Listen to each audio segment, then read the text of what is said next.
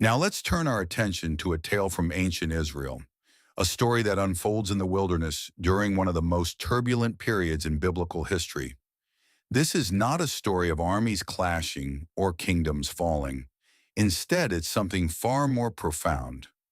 A story about how one woman's wisdom prevented a massacre, changed the course of destiny, and revealed that sometimes the greatest victories come not through violence, but through discernment.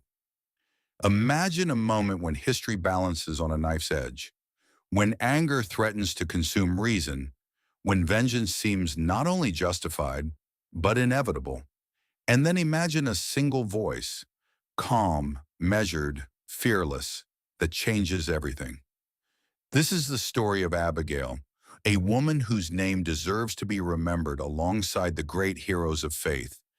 While warriors are celebrated for their strength and kings for their power, Abigail earned her place in sacred history through something rarer and more precious: the wisdom to see what needed to be done and the courage to do it. Her story takes place during a transitional period in Israel's history, a time of uncertainty and violence, when the old order was dying, but the new order had not yet been born. It was an era that tested everyone who lived through it, demanding choices that would echo through generations. Chapter 1: The Wilderness King. The wilderness of Par stretched endlessly beneath a merciless sun, a landscape of stone and dust where only the hardiest could survive. In this unforgiving terrain, David lived as an outlaw, though destiny had already marked him for something far greater.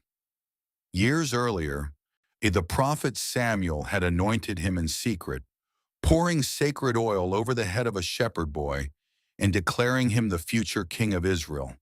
But standing between David and that throne was Saul, the current king, whose jealousy had turned into a murderous obsession.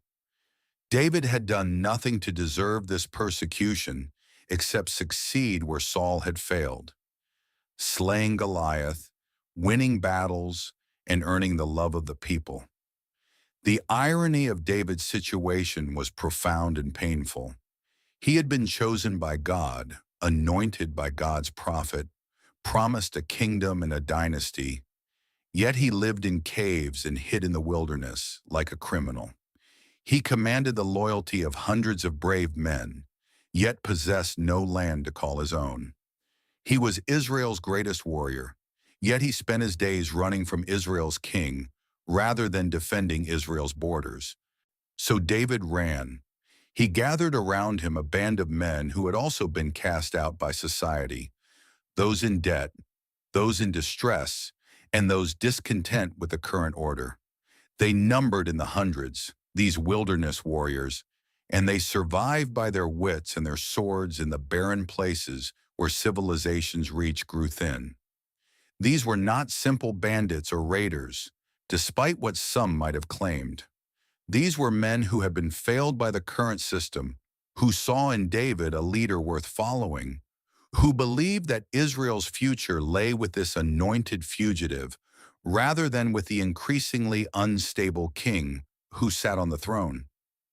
They were soldiers without an army, loyal to a king without a kingdom, living in the tension between what was and what would be.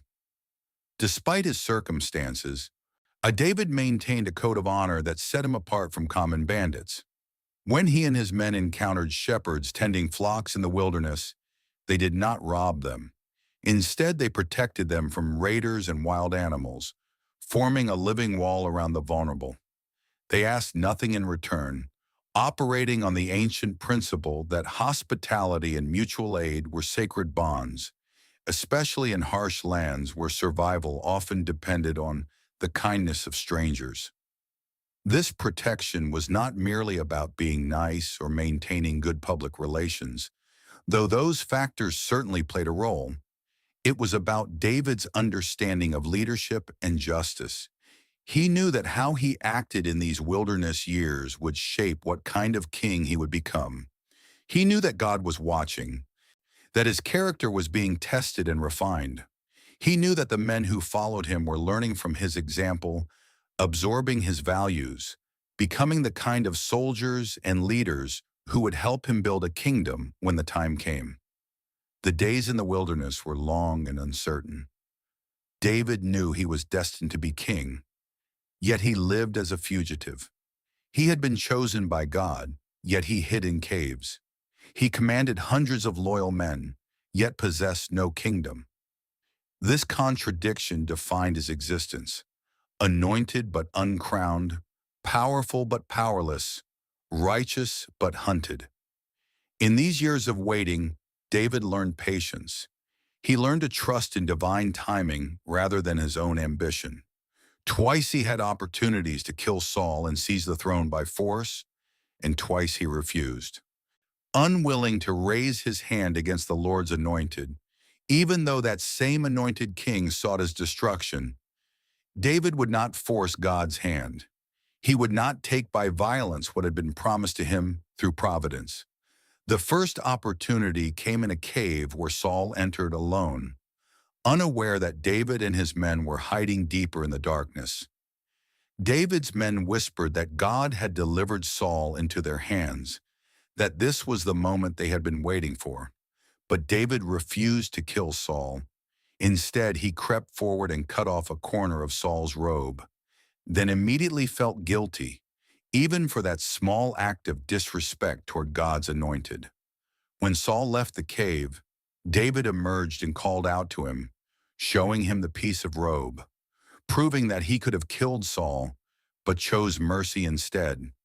The second opportunity came in the wilderness of Ziph, where David and his nephew Abishai crept into Saul's camp at night and found the king sleeping, his spear stuck in the ground near his head. Again, David's companion urged him to kill Saul. One thrust of that spear would end the threat forever. Again, David refused, taking only the spear and a water jug as proof of their visit, leaving Saul alive despite the danger he represented. These incidents revealed David's character. He would not compromise his principles, even when doing so would have solved all his problems. He would not sin to escape persecution.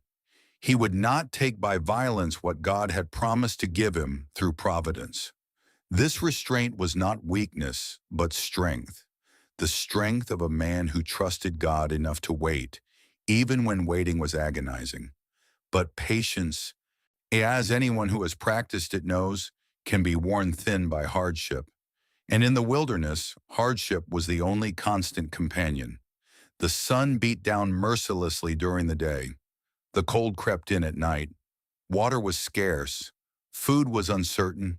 Danger lurked constantly, not just from Saul's pursuing army, but from the wild animals and hostile tribes that inhabited the desert places.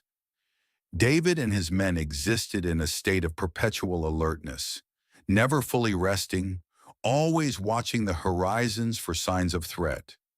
They moved frequently, never staying in one place long enough to be tracked and cornered. They relied on the hospitality of those who supported David's cause. But such supporters were increasingly reluctant to help openly, fearing Saul's reprisal. In this context of constant stress and uncertainty, maintaining discipline and morale became a daily challenge. Men who were hungry and tired could become dangerous and unpredictable.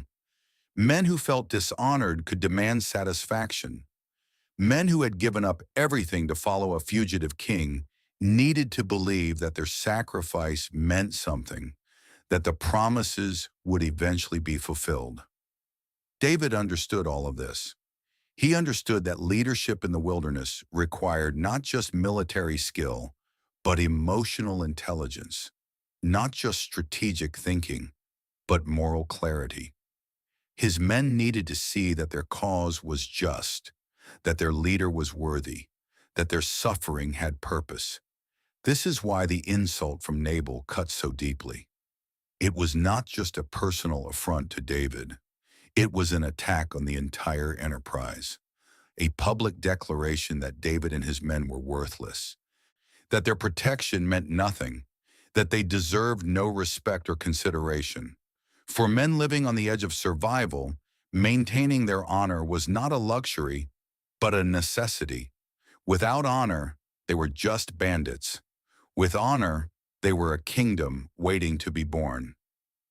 Chapter 2. The Wealthy Fool. Not far from where David and his men made their camp, in the fertile regions where the wilderness gave way to cultivated land, there lived a man named Nabal. His name meant fool, and seldom has a name been more prophetically appropriate. Whether his parents named him this at birth, recognizing something in his infant character, or whether it was a name he acquired later in life due to his behavior, the text does not say. But by the time we meet him in the story, the name fits perfectly. Nabal was a fool, not in the sense of lacking intelligence. He had successfully managed substantial business operations and accumulated significant wealth, but in the deeper biblical sense of moral and spiritual folly. He was a fool because he lived as if there were no consequences to his actions, as if power and wealth made him immune to the natural order of justice, as if he could treat others with contempt without eventually facing the results of that contempt. Nabal was extraordinarily wealthy by the standards of his time and place. He owned 3,000 sheep and 1,000 goats, a fortune in livestock that required numerous servants and shepherds to manage. His wealth came from the land around Moran, and his business operations extended into Carmel, a fertile region where his flocks could graze and multiply. To put this wealth in perspective, most families in ancient Israel might own a few sheep or goats. A moderately prosperous family might have a dozen or two. A wealthy family might have 50 or 100. Nabal had thousands. His flocks represented not just wealth, but power, economic influence, social status, the ability to employ many people and control significant resources. This wealth had come to him through inheritance, business acumen, or some combination of both. The text does not detail how he acquired it, but it makes clear that he knew how to maintain and grow it. Shearing season, when his sheep were harvested for their wool, was a major commercial event that generated substantial revenue. The wool would be sold to traders who would transport it to cities, where it would be processed into cloth, which would then be made into garments. Nabal sat at the beginning of this economic chain, producing the raw material that fed an entire industry. Despite his material abundance, Nabal was poor in the qualities that truly matter. He was harsh in his dealings with others, seeing every interaction as a transaction to be won rather than a relationship to be honored. He was stubborn, refusing to consider perspectives other than his own. He spoke cruelly and acted without wisdom, believing that his wealth gave him license to treat others with contempt. His harshness manifested in multiple ways.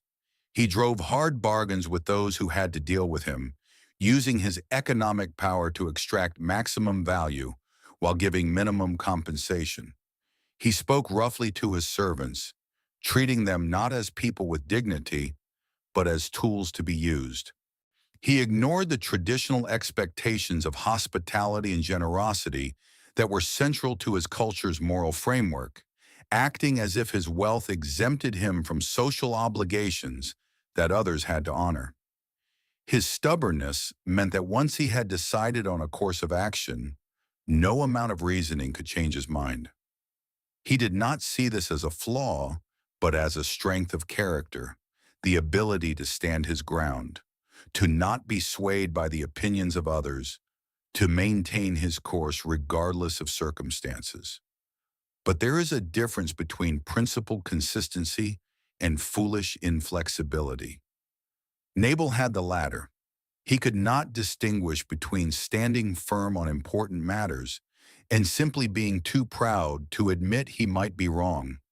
His household suffered under his character.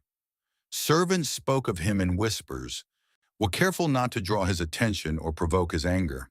Those who worked his fields and tended his flocks did so out of necessity, not loyalty. They feared him, but did not respect him.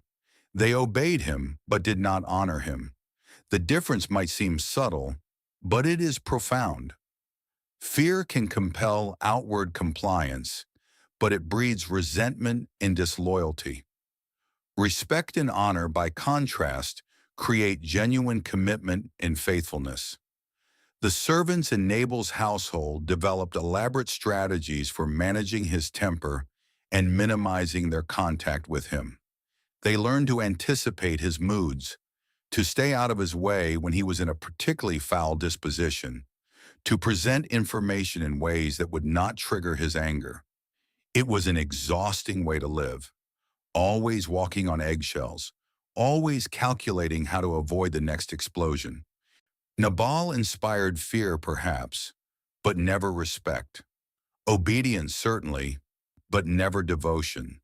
When his servants spoke of him among themselves, it was with resignation and barely concealed contempt.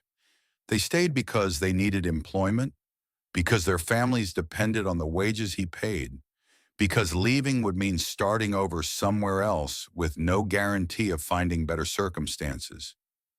But they would have felt no particular loyalty if circumstances changed. They served Nabal, but they did not serve him willingly. In the same household lived Nabal's wife, Abigail.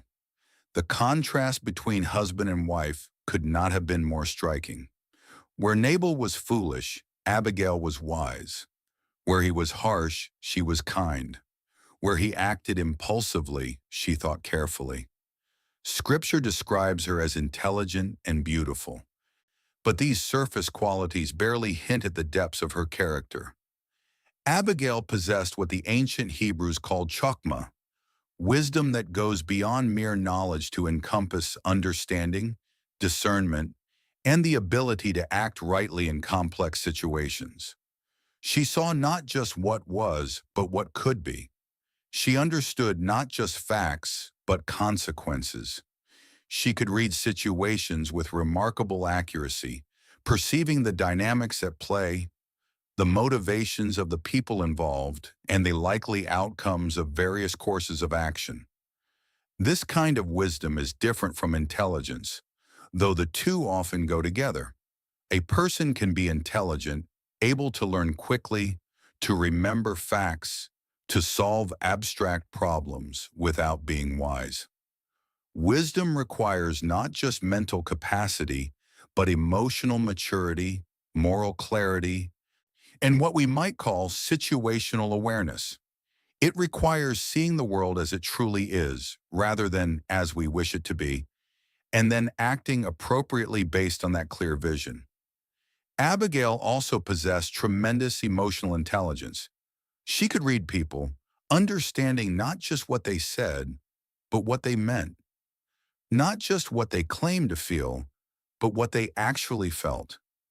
This ability made her effective in managing difficult situations and navigating complex social dynamics.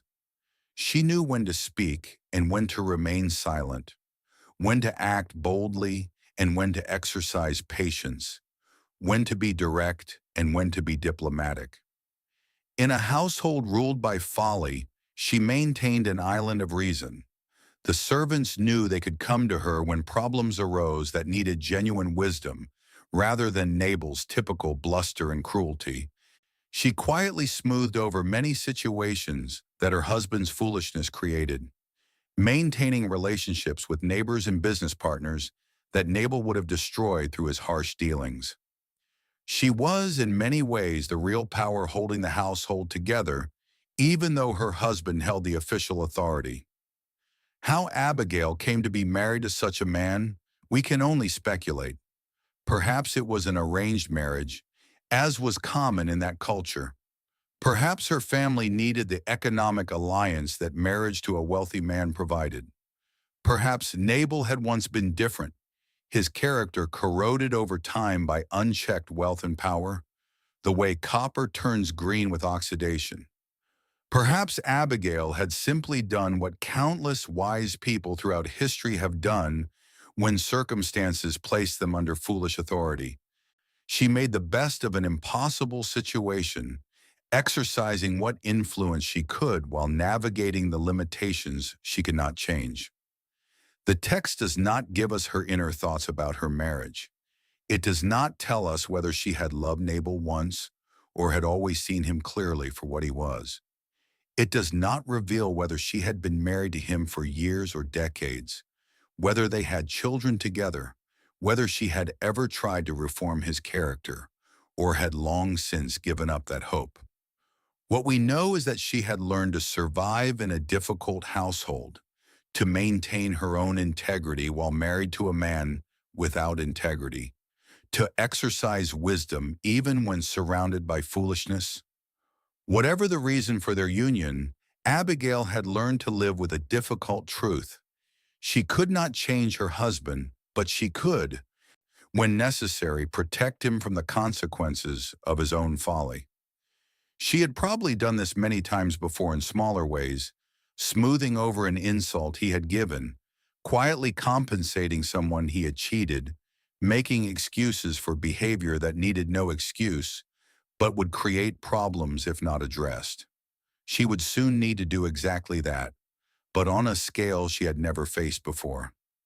This time, protecting Nabal from the consequences of his folly would require not just quiet diplomacy, but extraordinary courage. This time, the stakes would not be a lost business deal or a damaged reputation, but the lives of everyone in the household. Chapter 3. The Request and the Insult.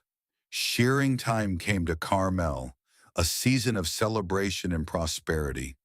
The sheep had grown their wool through the year, and now that wool would be harvested, sold, some and transformed into wealth.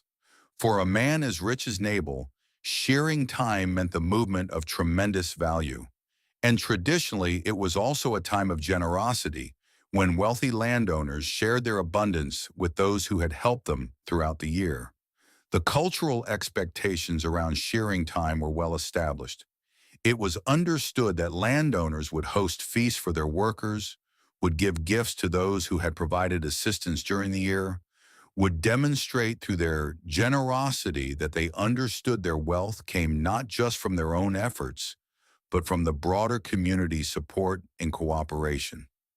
Stinginess during shearing time was considered shameful, a violation of social norms that could damage a person's reputation and standing in the community. David learned that Nabal was shearing his sheep in Carmel. He knew that his men had spent months protecting those very shepherds and flocks, forming a wall of protection around them in the lawless wilderness. Not a single sheep had been stolen. Not one shepherd had been harmed. The shepherds themselves had acknowledged this protection, had been grateful for it, had recognized that David's men could have taken what they wanted, but instead had acted honorably. The protection David's men had provided was substantial and valuable. The wilderness was full of threats, raiding parties from neighboring tribes, wild animals like lions and bears, even individual thieves who would steal sheep and disappear into the wasteland. Shepherds were vulnerable, often young men or boys armed with nothing more than a staff and a sling. The presence of David's armed warriors created a zone of safety around Nabal's flocks that would otherwise not have existed. Moreover, David's men had not just refrained from stealing. They had actively protected the shepherds and flocks from others who would have stolen. This was the service of professional soldiers, security that someone like Nabal would normally have to pay for. David had provided it for free, asking nothing at the time, trusting in the traditional customs of hospitality and reciprocity that governed relationships in that society. David's band had asked for nothing in return at the time, but now, in this season of plenty, he thought it reasonable to request some provisions. This was not extortion or a protection racket, though some might try to characterize it that way. This was a legitimate request based on services rendered, framed within the cultural expectations of that time and place. David was not demanding specific payment or threatening consequences. He was simply asking, during a season of abundance, if Nabal might share some of his prosperity with those who had helped protect it. He chose 10 young men from among his followers and gave them careful instructions. They were to approach Nabal with respect and courtesy. They were to greet him with words of peace and blessing. They were to remind him of the protection David's men had provided, and they were to make a humble request for whatever provisions Nabal felt appropriate to share.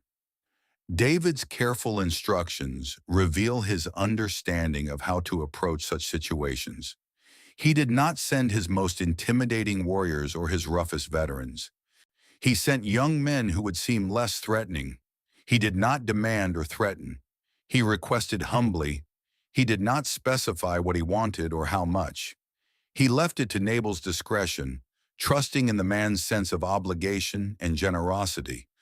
The messengers found Nabal at Carmel and delivered their message exactly as instructed. They spoke with deference and humility. They emphasized peace and friendship.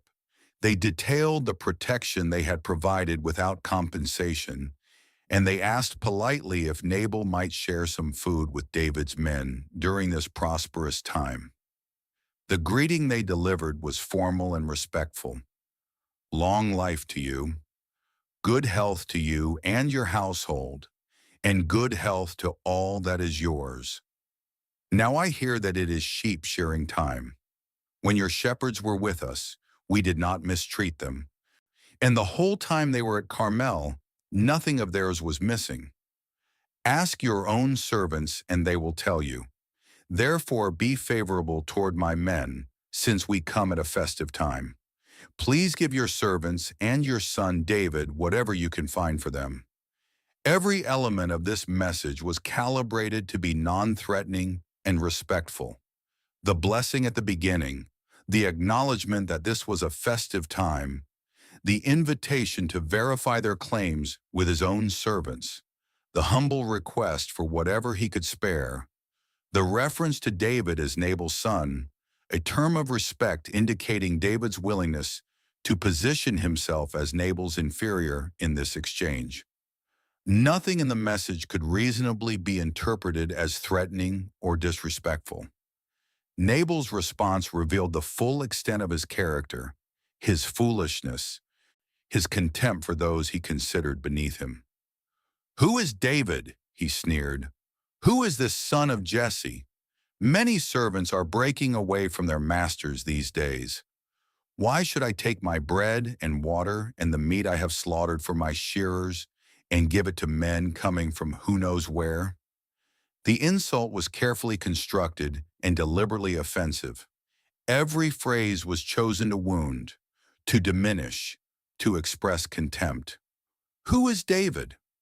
This opening question pretended ignorance of one of the most famous men in Israel. David had killed Goliath in front of two armies. He had led successful military campaigns. He had been celebrated in songs sung throughout the nation. Everyone knew who David was. Nabal's pretense of not knowing was a calculated insult, suggesting that David was so insignificant as to be beneath notice. Who is this son of Jesse? By reducing David to son of Jesse, Nabal stripped him of any titles or honors, any recognition of his accomplishments. He was not the warrior who killed Goliath. He was not the commander who routed the Philistines. He was just Jesse's boy, a nobody from nowhere, presumably someone of no importance or standing. Many servants are breaking away from their masters these days. This comparison was particularly venomous. Nabal was explicitly comparing David and his men to runaway slaves, to criminals who had fled their legal obligations, to rebels without legitimate cause. He was saying that David was not a warrior or a leader, but an outlaw, a troublemaker, someone who had abandoned his proper place in society and now lived outside the bounds of law and decency. Why should I take my bread and water and the meat I have slaughtered for my shearers and give it to men coming from who knows where? This final section doubled down on the insult by calling his provisions my bread, my water, my meat, emphasizing the possessive, emphasizing his ownership. Nabal made clear that he felt no obligation to share anything with anyone. The phrase men coming from who knows where suggested that David's men were not just strangers, but potentially dangerous drifters, people of unknown origin and probably of questionable character. The entire response violated every norm of hospitality, generosity, and basic human decency that governed that culture. Even if Nabal had wanted to refuse the request, there were polite ways to do so. He could have claimed he had already distributed all his excess provisions. He could have offered a token amount as a gesture of goodwill. He could have explained that times were hard and he needed to be careful with his resources. Any of these responses would have been socially acceptable, maintaining face for both parties. Instead, Nabal chose the most offensive possible response. He did not just refuse help. He mocked and insulted the men who had provided him protection. He did not just say no, he impugned their character, questioned their legitimacy, and treated them with open contempt. The messengers returned to David with empty hands and full reports of Nabal's contemptuous response. As they spoke, repeating Nabal's insults word for word, David's face darkened with anger. We can imagine the scene, the messengers delivering their report, probably with some embarrassment on behalf of the man they served, and David's reaction building as each phrase of Nabal's response was recounted. Here was a man who had treated David's kindness as weakness, who had returned good with evil, who had mocked and insulted him before his own men. David's restraint, his patience, his honor, all of it had been thrown back in his face by a wealthy fool who apparently believed his riches made him untouchable. For David, this was more than a personal insult. It was an attack on his authority, his legitimacy, his honor before his men. The men who followed David had given up everything to join him, their homes, their security, their place in normal society. They followed David because they believed in him, because they thought he was destined for greatness, because they trusted his leadership. If David allowed himself and his men to be insulted with impunity, if he let some wealthy landowner treat them with contempt without consequences, how long before his authority eroded? How long before his men started to doubt whether following him had been the right choice? David's response was immediate and decisive. Each of you strap on your sword, he commanded his men. They obeyed without hesitation, and 400 armed warriors prepared to march on Nabal's household. David himself strapped on his sword as well, his jaw set in grim determination. 400 men, not a small raiding party, but a small army. Enough warriors to overwhelm any defense Nabal's household could mount, to ensure total victory, to make absolutely certain that the message would be delivered with devastating force. As they marched, David's thoughts spiraled into righteous fury. His anger was not irrational. By any reasonable standard, he had been wronged.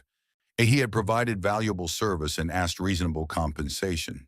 He had approached respectfully and been answered with contempt. By the standards of that time and culture, he would have been justified in seeking satisfaction for the insult. It has been useless, all my watching over this fellow's property in the wilderness, so that nothing of his was missing, he said to those around him, his voice bitter with the taste of betrayal. He has paid me back evil for good. May God deal with David, be it ever so severely, if by morning I leave alive one male of all who belong to him. The oath was traditional and binding. David had sworn before God that he would kill every man in Nabal's household before the sun rose again. Not just Nabal himself, but every male in the household, servants, shepherds, anyone who lived under Nabal's authority, and it was a blood oath, the kind that could not be taken back easily, the kind that committed David to a course of action from which retreat would bring shame. This oath reveals both David's fury and the cultural context in which he operated. In that time and place, honor killings in response to grievous insults were not uncommon. A man who failed to defend his honor and the honor of his men risked losing their respect and loyalty. The ancient world operated on codes of honor and shame that modern readers sometimes find difficult to fully understand. David was not being randomly violent. He was responding according to the logic of his culture and his circumstances. Yet even in his anger, even in his oath, there was something troubling. 400 warriors marching to slaughter an entire household because the head of that household had been rude. Women and children and servants who had done nothing wrong would die alongside the guilty party. This felt less like justice and more like massacre, less like righteous anger and more like disproportionate vengeance. But David, consumed by his fury, was not thinking clearly about proportionality or justice. He was thinking about respect and honor, about protecting his position as leader, about demonstrating to his men that no one could treat them with contempt without facing consequences. 400 warriors marched through the wilderness toward Carmel. Behind them, dust rose in clouds visible for miles. Before them, death waited to be delivered. The machinery of vengeance had been set in motion, and nothing, it seemed, could stop it. The march would take several hours. Enough time for word to reach Nabal's household. Enough time for terror to build. Enough time for people to realize that death was coming and there was nothing they could do to stop it. But this reckoning had not accounted for Abigail. No one had considered that there might be someone in Nabal's household who possessed the wisdom to see a different path, the courage to take it, and the skill to persuade an angry warrior to abandon his sworn oath. Chapter 4. The Wisdom of a Careful Listener. One of Nabal's young servants, observing the exchange between his master and David's messengers, immediately understood the catastrophic danger. Unlike his employer, this young man possessed both intelligence and survival instinct. He did not waste time trying to convince Nabal to change his mind. He knew that would be futile. Instead, he went directly to the one person in the household who might be able to do something: Abigail. The servant's decision to approach Abigail rather than Nabal tells us something important about the household dynamics. The servants knew who really held power, who could really solve problems, who possessed the wisdom and capability to address crisis. It was not the man who held official authority. It was the woman who had earned genuine respect through her character and competence. David sent messengers from the wilderness to give our master his greetings, the servant explained urgently, his words tumbling out in his haste to convey the full scope of the danger. But he hurled insults at them. Yet these men were very good to us. They did not mistreat us. And the whole time we were herding our sheep near them, nothing was missing. Night and day they were a wall around us. The entire time we were with them, taking care of our flocks. The servant's testimony was crucial. He confirmed that David's claims were absolutely true. The protection had been real, substantial, and valuable. He used vivid language, a wall around us night and day, to convey how complete and reliable that protection had been. He wanted Abigail to understand that David's request had been entirely reasonable, and that Nabal's refusal was not just rude, but unjust. "Now think it over and see what you can do," he continued, his voice dropping to emphasize the gravity of what came next. "Because disaster is hanging over our master and his whole household. He is such a wicked man that no one can talk to him." This final statement reveals multiple truths. First, the servant openly called his master wicked, showing that Nabal's character was recognized and condemned even by those who served him. Second, he acknowledged that talking to Nabal was impossible. The man could not be reasoned with, could not be persuaded, could not be made to see sense. Third, and most importantly, he made clear that the coming disaster would affect everyone, not just Nabal.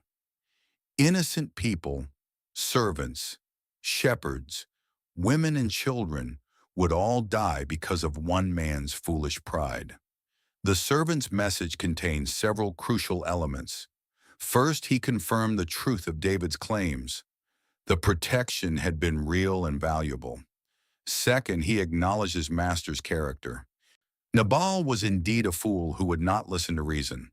Third, he recognized the danger. Disaster was coming for the entire household, not just for Nabal himself. Fourth, he understood that disaster could be prevented if someone acted wisely and quickly. And fifth, by coming to Abigail, he implicitly acknowledged that she was the only person capable of addressing this crisis. Abigail listened carefully to every word. While others might have panicked or despaired at the news, her mind immediately began calculating options and strategies. She knew David's reputation. He was no ordinary bandit, but a proven warrior who had killed giants and routed armies. She knew that 400 armed men could annihilate everything and everyone in Nabal's household in a matter of hours. She understood that her husband's stubbornness made it impossible to reason with him directly, and she realized with crystal clarity that she had perhaps a few hours at most to prevent a massacre. Most importantly, Abigail understood something that her husband had failed to grasp. David was not just a wilderness chieftain, but the anointed future king of Israel. The prophet Samuel's anointing was known among those who paid attention to such things, even if the anointing had been conducted in secret.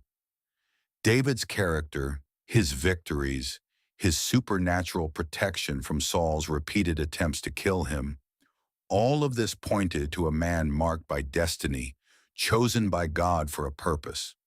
To insult such a man was not just rude, it was deeply foolish, setting oneself against not just a powerful warrior, but against God's chosen instrument. But Abigail also understood something else about David. He was a man who valued honor and righteousness. He had spared Saul's life when he could have taken it. He maintained discipline among his men in the lawless wilderness. He protected shepherds rather than robbing them. This was a man who could be reasoned with, if the reasoning was sound and the approach was wise. This was a man who had a conscience, who cared about doing right, who would listen to wisdom if it was presented properly. She made her decision instantly. She would act without consulting her husband, because consulting him would accomplish nothing except wasting precious time. She would take full responsibility for her actions, and she would trust that wisdom, properly applied, could accomplish what force could never achieve. Abigail moved with remarkable speed and efficiency. She understood that time was critical. Every minute that passed brought David's army closer to her household. She ordered her servants to gather provisions, and she specified generous quantities that would show real respect and appreciation. 200 loaves of bread, enough to feed David's entire band, with some left over. 2 skins of wine, not cheap wine, but good quality wine appropriate for an important gift. 5 dressed sheep, already slaughtered and prepared for roasting, a substantial amount of meat, the kind of provision that required real effort and expense. Nearly 8 gallons of roasted grain, portable, nutritious, practical for men living in the wilderness. 100 cakes of raisins, sweet, energy-dense, valuable. 200 cakes of pressed figs, another luxury item showing that this was not some grudging minimum offering, but a genuine expression of generosity. These were substantial quantities, the kind of provision that showed both respect and generosity, more than what David had originally requested, enough to feed his entire band well. Abigail was not merely trying to buy her way out of trouble. She was correcting her husband's insult with genuine generosity, demonstrating the kind of hospitality that Nabal should have shown in the first place. The choice of provisions was strategic. She selected items that were valuable and appreciated, wine and meat and sweets, but also practical for men living in the wilderness. These were things David's men could use immediately and would genuinely appreciate.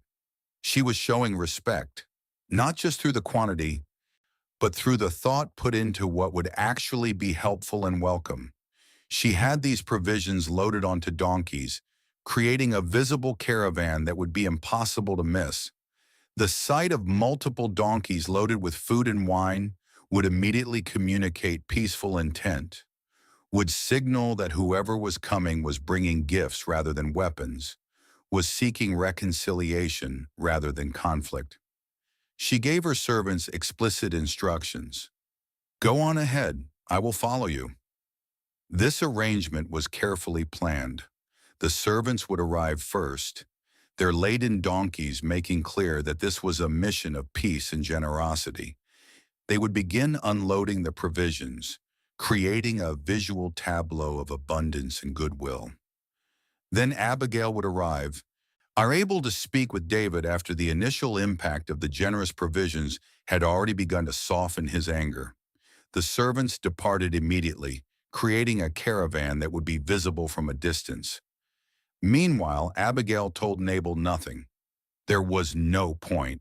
He would either forbid her mission, and she would have to disobey him anyway, or he would ignore her warning, secure in his foolish confidence that his wealth made him untouchable.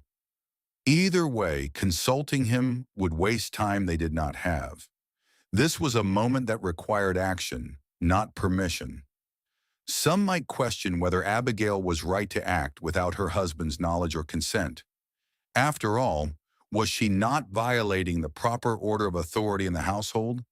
Was she not being disobedient to her husband? But biblical wisdom consistently affirms that there are times when a higher principle must take precedence over a lower one. The preservation of innocent life takes precedence over formal procedures. Preventing evil takes precedence over maintaining appearances. Doing what is right takes precedence over doing what is expected. Abigail understood that this was one of those moments when wisdom required her to act beyond the normal boundaries of her role, because staying within those boundaries would result in catastrophe. She mounted her own donkey and began riding toward the wilderness, toward the armed men marching to destroy her household. She rode alone, following her servants at a distance, moving steadily toward the confrontation that would determine whether wisdom or violence would prevail. As she rode, Abigail likely prayed. She would have asked God for wisdom in choosing her words, for courage to speak boldly when the moment came, for divine favor in turning David's heart away from vengeance. She would have committed herself and her mission to God's providence, trusting that if she acted rightly, God would honor her faithfulness. She also likely considered carefully what she would say when she met David face to face. She understood that words would be her only weapons, and that those words would need to be chosen with perfect precision. Too much deference might seem insincere or manipulative. Too little might inflame David's anger further. She would need to acknowledge the wrong done to him without defending her husband's actions. She would need to appeal to David's better nature while respecting his legitimate grievances. She would need to remind him of his destiny without seeming to lecture him. She would need to turn his anger away from violence without suggesting that his anger itself was unjustified. All of this would need to be accomplished while speaking to a man she had never met, who was currently marching toward her home with 400 armed warriors intent on slaughter, who had sworn an oath before God to kill every male in her household before morning. The odds were not in her favor. The wrong word, a misjudged tone, a poorly chosen argument, any of these could result in David dismissing her and continuing his march toward violence. Yet wisdom often succeeds precisely when the odds suggest it should fail, and Abigail was about to demonstrate that principle in a way that would be remembered for thousands of years.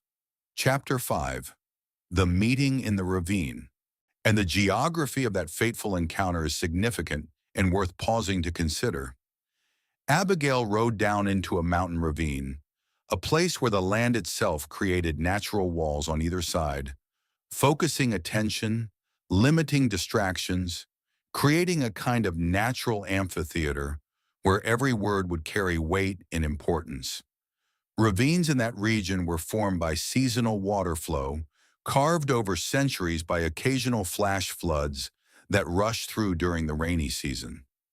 During the dry season, they became natural passages through the mountainous terrain, shadowed by the steep walls on either side, cooler than the exposed hillsides, often the quickest route between locations, but also potential places of ambush. And there, coming from the opposite direction, she saw them.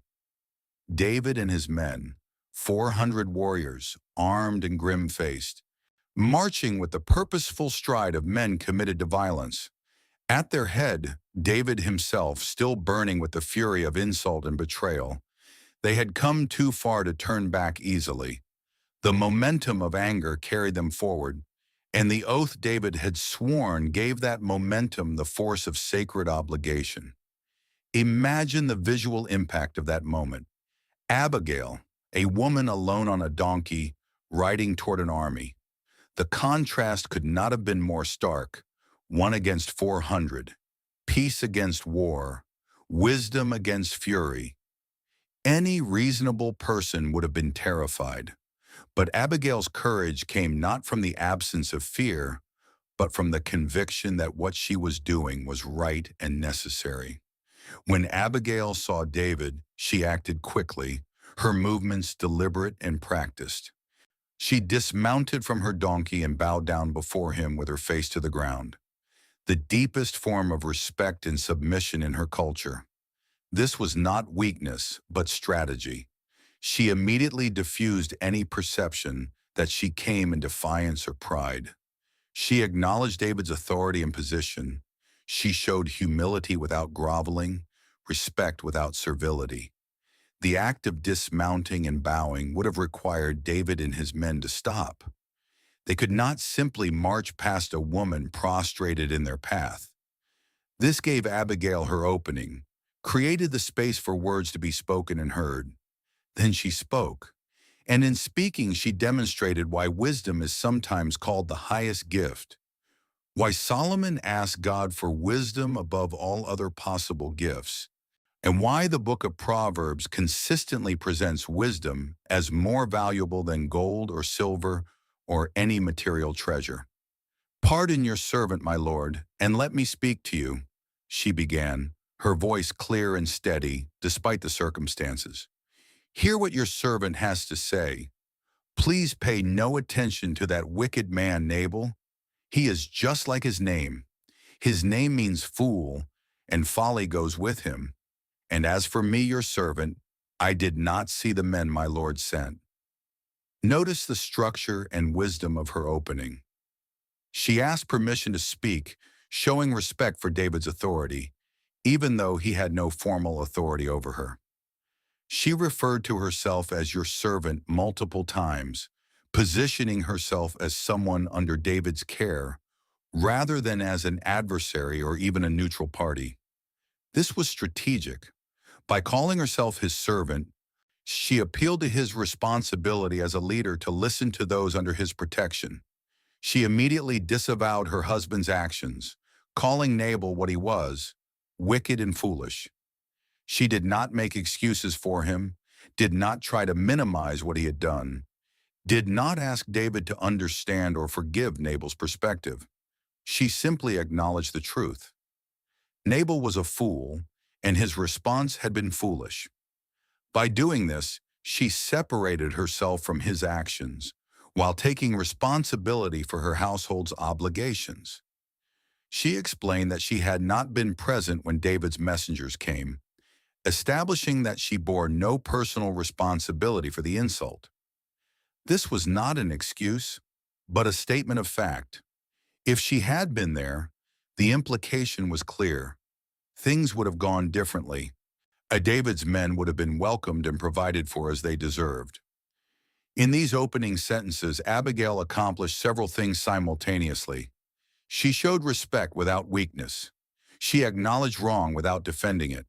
She established her own character as distinct from her husband's. She created a foundation for everything else she was about to say. But Abigail was just beginning.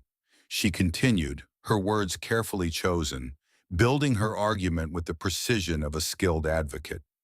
And now, my lord, as surely as the Lord your God lives, and as you live, since the Lord has kept you from bloodshed and from avenging yourself with your own hands, may your enemies and all who are intent on harming my lord be like Nabal. And let this gift which your servant has brought to my lord be given to the men who follow you. This passage is masterful in its construction, revealing Abigail's deep understanding of how to appeal to a person's better nature.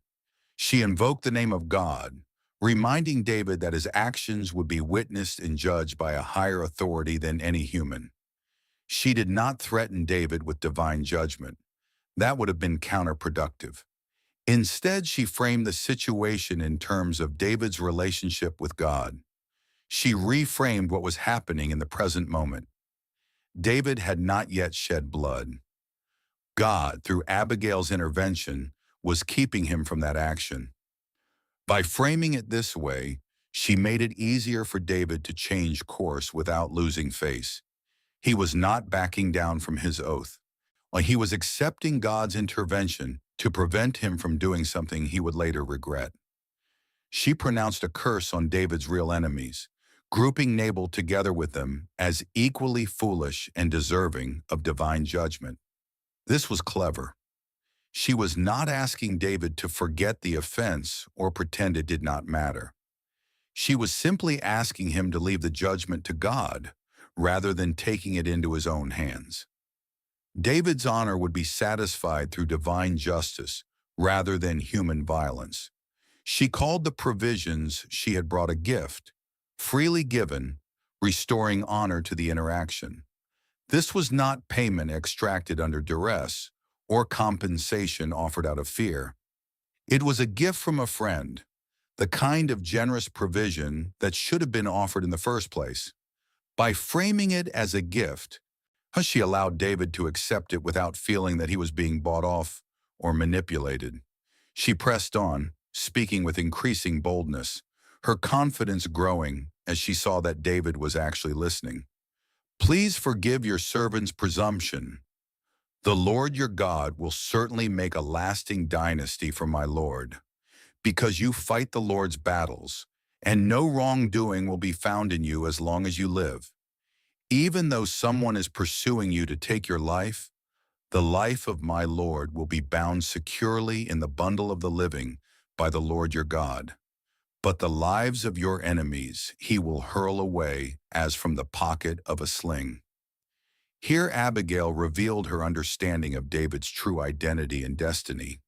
This was not information available to just anyone. The fact that she knew about David's anointing, or knew about God's promises to him, knew about his destiny to establish a lasting dynasty, all of this showed that she was a woman who paid attention to what mattered, who understood the deeper spiritual realities beneath the surface events of her time.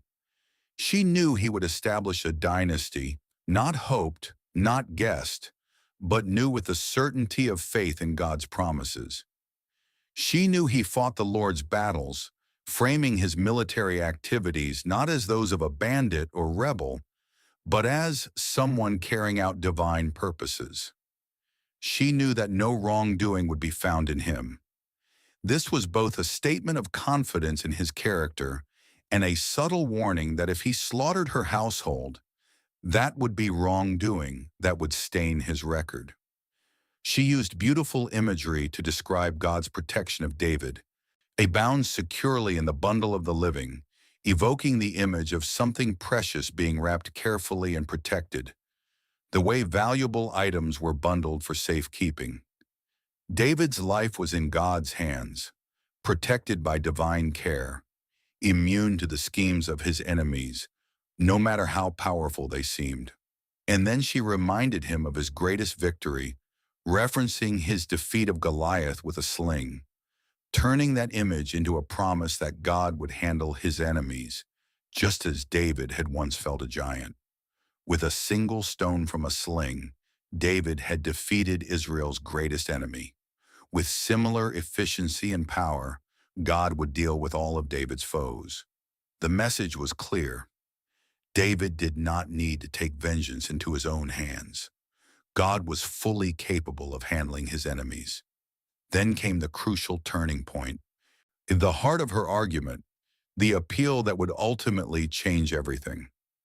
When the Lord has fulfilled for my Lord every good thing he promised concerning him, and has appointed him ruler over Israel, my Lord will not have on his conscience the staggering burden of needless bloodshed or of having avenged himself.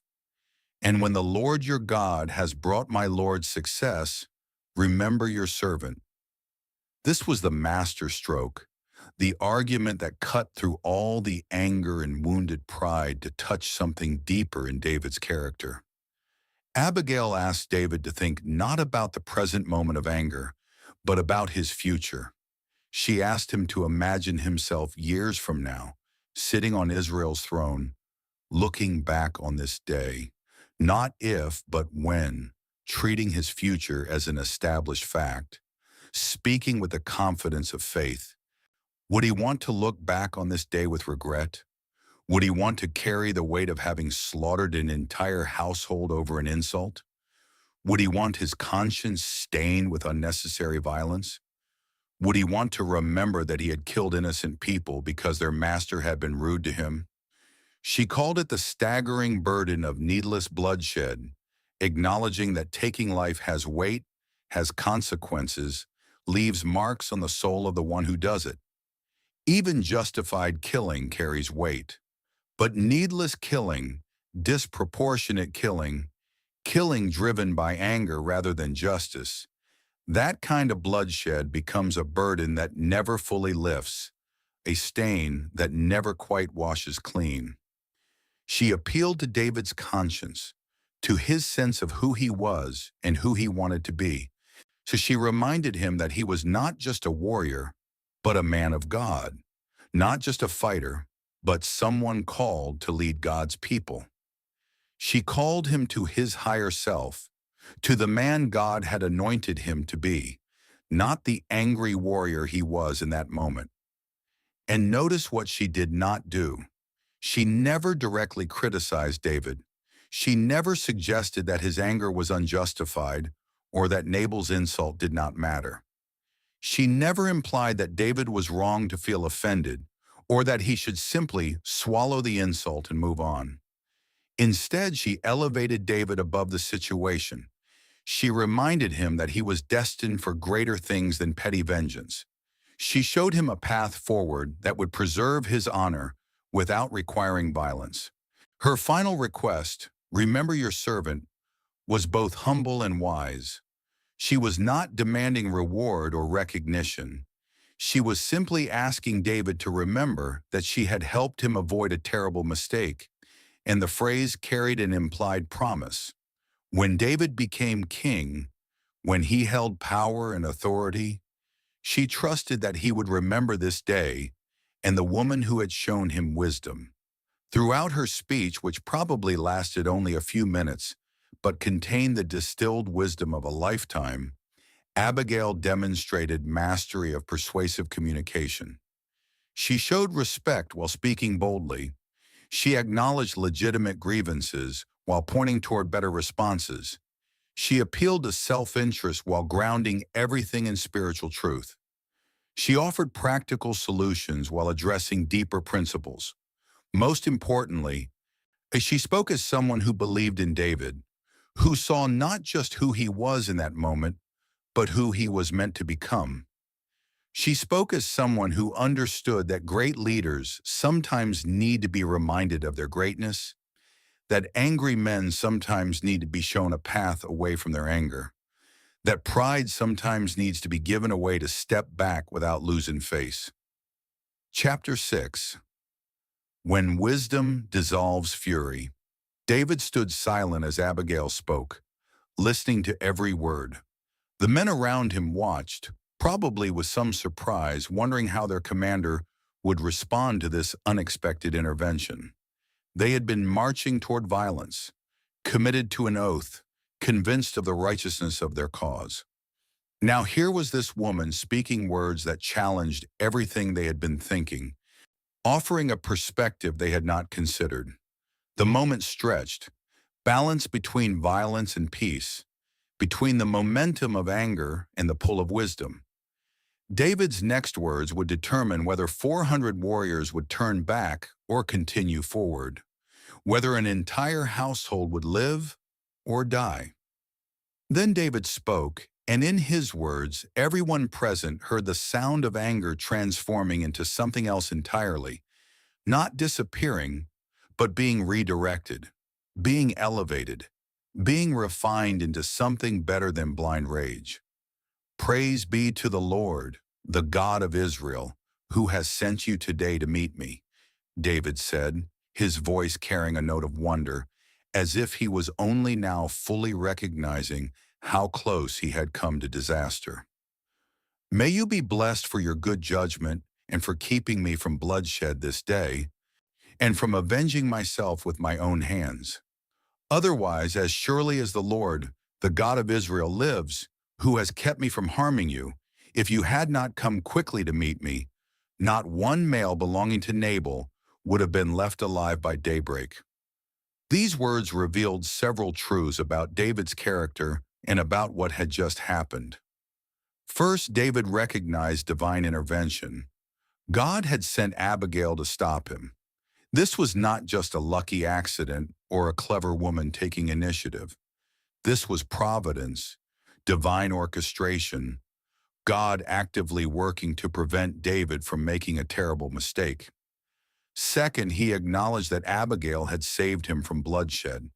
Not saved Nabal, that is what we might expect him to say, but saved David himself.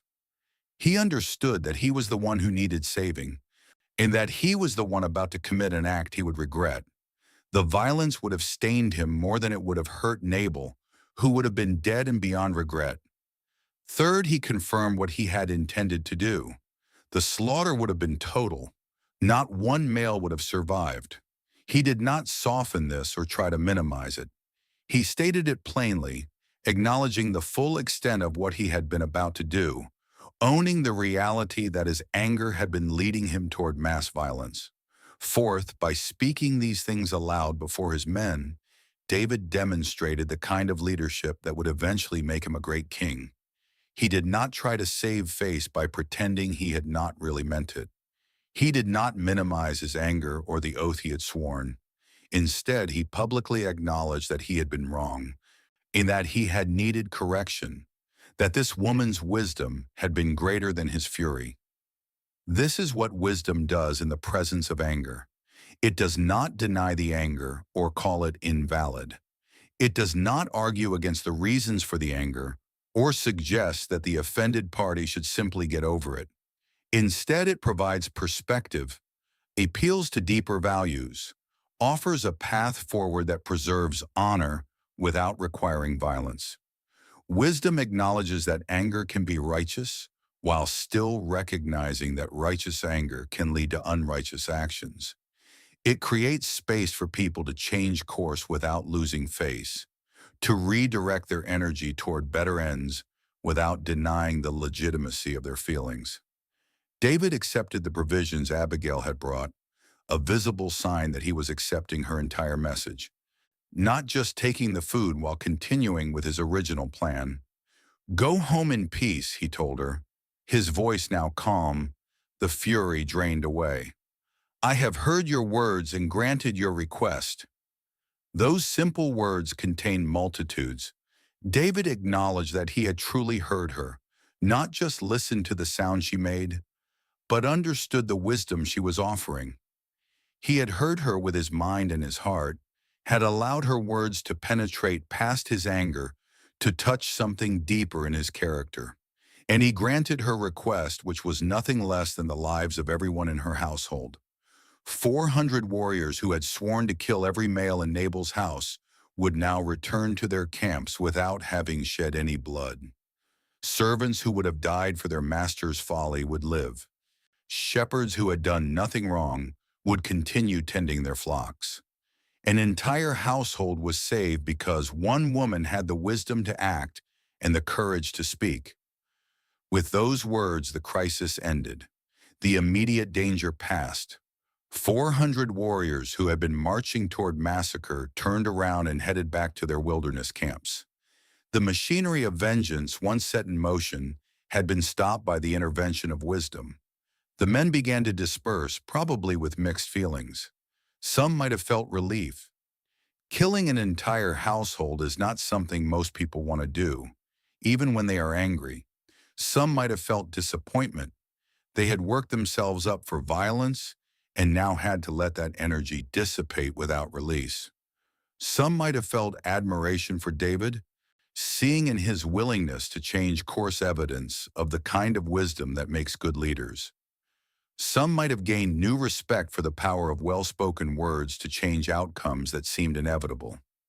Abigail had accomplished the impossible, with no weapons except words, with no authority except her own moral clarity, with no power except the power of truth spoken well.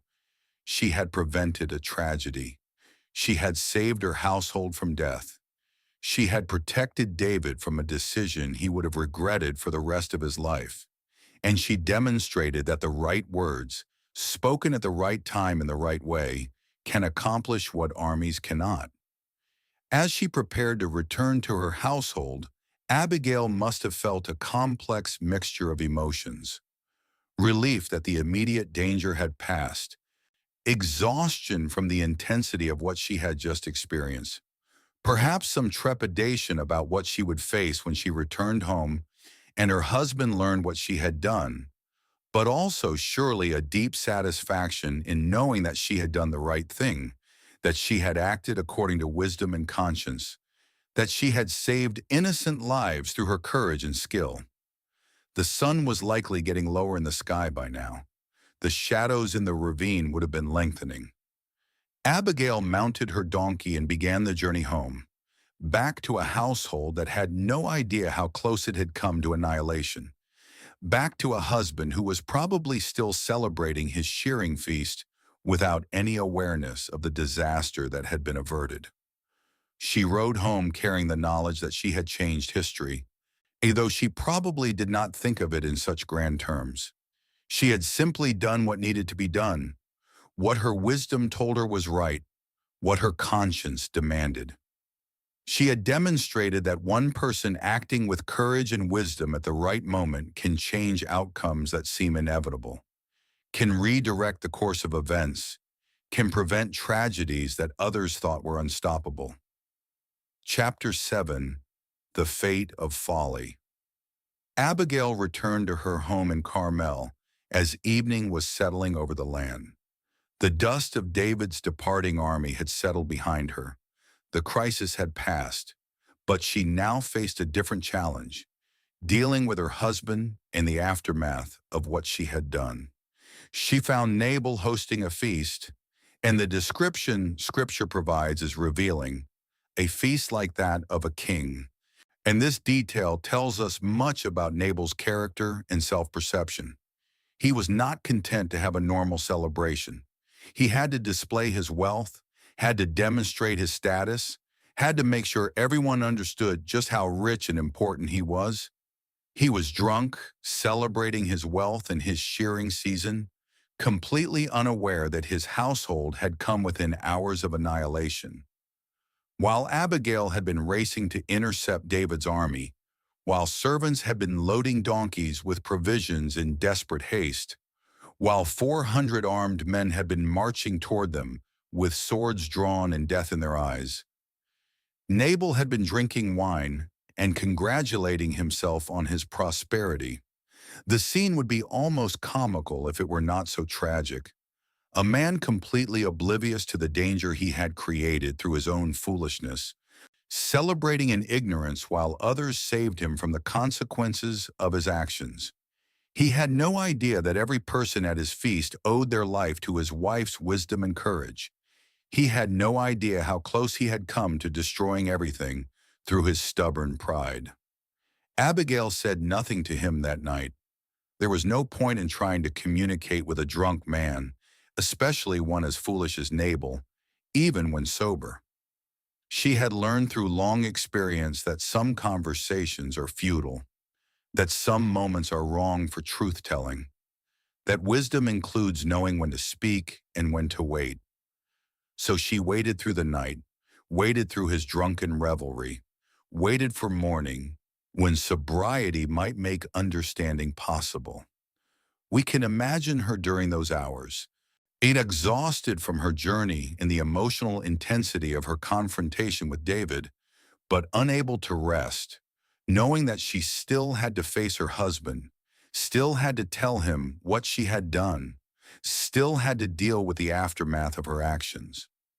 When morning came and Nabal had sobered up, his head probably aching from the previous night's excess, Abigail told him everything. She did not soften the truth or minimize the danger. She explained about David's messengers and his own contemptuous response. She described the 400 armed men who had been marching toward their home with sworn intent to kill every male in the household. She detailed her intervention, the provisions she had taken without his knowledge or permission, and her meeting with David in the ravine. She made absolutely clear exactly how close they had all come to death, or how his foolish insult had nearly cost everyone their lives. The news had a dramatic and immediate effect. Scripture says that Nabal's heart failed him, and he became like a stone.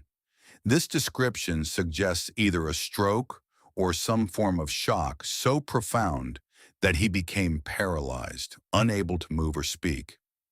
Medical historians have speculated about the exact nature of Nabal's condition, perhaps a massive stroke, perhaps a heart attack, perhaps a psychological shock so severe that it manifested as physical paralysis. Whatever the medical mechanism, the meaning is clear. The man who had been so certain of his own importance and invulnerability, who had been celebrating with royal pretensions just hours earlier, suddenly came face to face with the consequences of his folly, the reality of how close he had come to death, the understanding of how his own actions had nearly destroyed everyone and everything he possessed, the humiliation of learning that his wife had to save him from his own stupidity. All of this crashed down on him with crushing force. Some speculate that what killed Nabal was not just physical shock, but spiritual and psychological devastation. He had built his identity on his wealth and status, on the illusion that his riches made him untouchable and superior. Now he had to confront the reality that his wealth meant nothing in the face of real power, that his status had not protected him, that he had been completely vulnerable and had been saved only through the intervention of the wife he had probably treated with contempt. For a proud man, a man whose name meant fool, but who probably believed himself quite clever, and this realization might have been more devastating than any physical blow. His entire self-image collapsed. Everything he had believed about himself and the world was revealed as false. And unlike physical injuries, which can heal, damage to one's fundamental sense of self can be fatal. He lingered for about 10 days in this condition, neither dead nor truly alive, existing in some twilight state between the two. We do not know if he was conscious during this time, if he could hear or understand what was happening around him, if he experienced this time as suffering or simply as a kind of blankness. The text is spare in its details, telling us only that he remained like a stone for approximately 10 days. Then he died. The text simply states that the Lord struck Nabal, and he died, leaving the exact mechanism ambiguous, but the meaning clear. Nabal's death was connected to his character and his actions. God's justice had found him. The consequences he had created through his own foolishness had finally caught up to him. When David heard that Nabal was dead, his response revealed his character and his understanding of what had happened. He did not gloat over the death of an enemy. He did not celebrate that someone who had insulted him had suffered and died. Instead, he praised God and acknowledged how God had worked in the entire situation. When news of Nabal's death reached David, he did not rejoice like a man who had just been avenged. He did not speak of the insult he had endured, nor did he repeat the words of contempt that had been thrown at him. Instead, he lifted his heart to God and acknowledged that it was the Lord who had judged justly. In his response, David revealed a deep maturity. He understood that justice does not require the anger of human hands. What Abigail had said earlier had now become reality. He did not have to carry the burden of needless bloodshed, and his conscience remained clear. Then something unexpected happened. David sent messengers to Abigail, expressing his desire to take her as his wife. This was not an impulsive decision, but a recognition of the woman who had saved him from a terrible mistake. He saw in her wisdom, courage, and a heart aligned with what is right. When the messengers arrived, they delivered David's words.